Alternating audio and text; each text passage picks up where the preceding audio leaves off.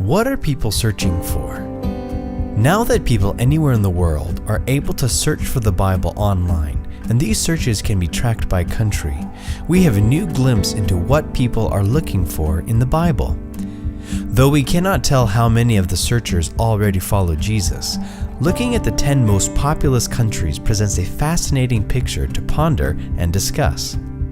For example, let's look at China. China has a population of 1.3 billion people. Out of that population, 7.9% of those are Christian and 42.3% are regularly using the internet.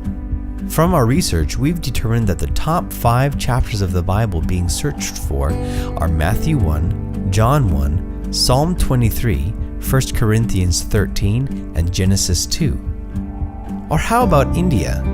With a population of 1.2 billion people, 5.8% are Christian and 12.6% use the internet.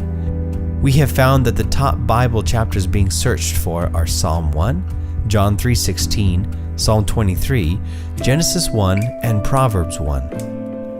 The United States has a population of over 317 million. 77.6% of that claims to be Christian, and 81% use the internet. The top chapters of the Bible being searched there are 1 Corinthians 13, John 3:16, Psalm 23, Genesis 1, and Jeremiah 29:11.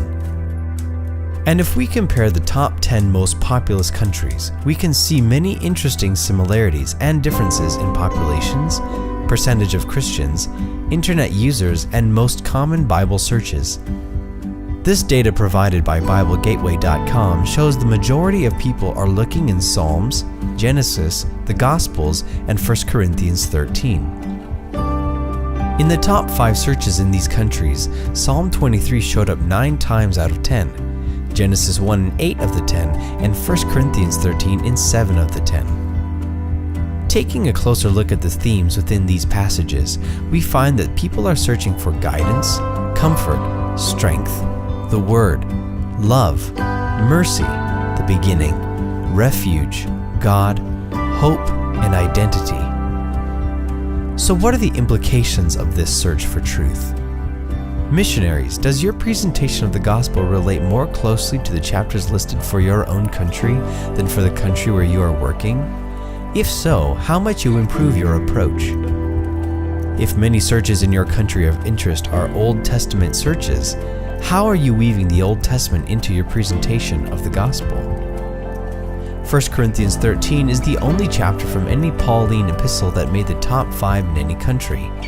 Are you using Pauline epistles too much in your evangelistic message and/or your training of pastors?